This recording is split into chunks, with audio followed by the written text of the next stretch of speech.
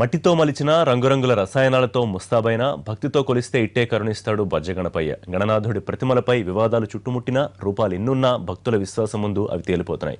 ఆదిలాబాద్లో 67 ఏళ్ల నుంచి భక్తుల కోరికలు తీరుస్తున్న లంబోదరుడు దీనికి చక్కటి ఉదాహరణ.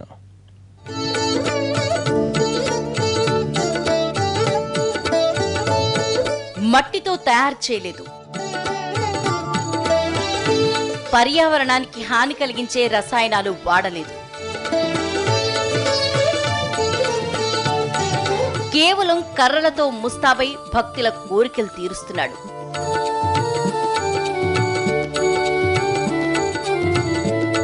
ఒకటి కాదు, రెండు కాదు, ఏకంగా 67 ఏళ్ల నుంచి భక్తుల కోరికలు తీర్చే సత్య గణేశుడిగా ప్రసిద్ధి పొందాడు. కర్ర గణపయ్యను దర్శించుకోవటానికి ఆదిలాబాద్ జిల్లా పాలస్ గ్రామానికి ఏటా లక్షల్లో భక్తులొస్తుంటారు.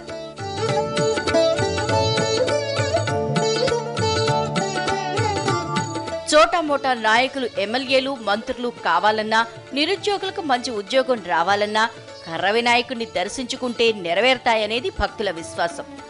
అందుకే సామాన్య ప్రజల నుంచి కద్దరబాబుల వరకు ఇక్కడికి క్యూ కడతారు.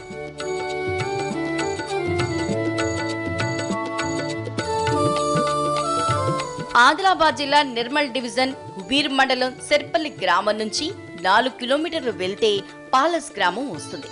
ఇక్కడ ప్రతి ఏటా ప్రతిష్ఠించిన కర్రగణపైని దర్శించుకోవడానికి మహారాష్ట్ర, గుజరాత్, తెలంగాణ, ఆంధ్రప్రదేశ్ నుంచి పెద్ద సంఖ్యలో భక్తులు వస్తారు.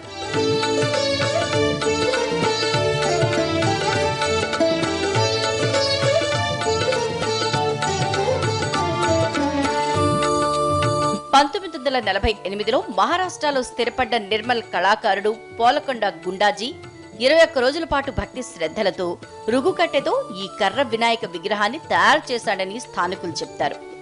అప్పట్లో అంటువ్యాధుల నుంచి ప్రజల్ని రక్షించేందుకు ఈ గణపతికి రూపం పోశారని అంటారు.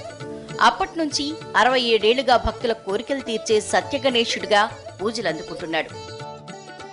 1948లో 1000 మంది భక్తులతో ప్రారంభమైన కర్రగణపయ్య ప్రస్థానం ప్రస్తుతం 5 లక్షలకు చేరింది. ప్రతిరోజు 20,000 నుంచి 50,000 వరకు భక్తులు వస్తుంటారు.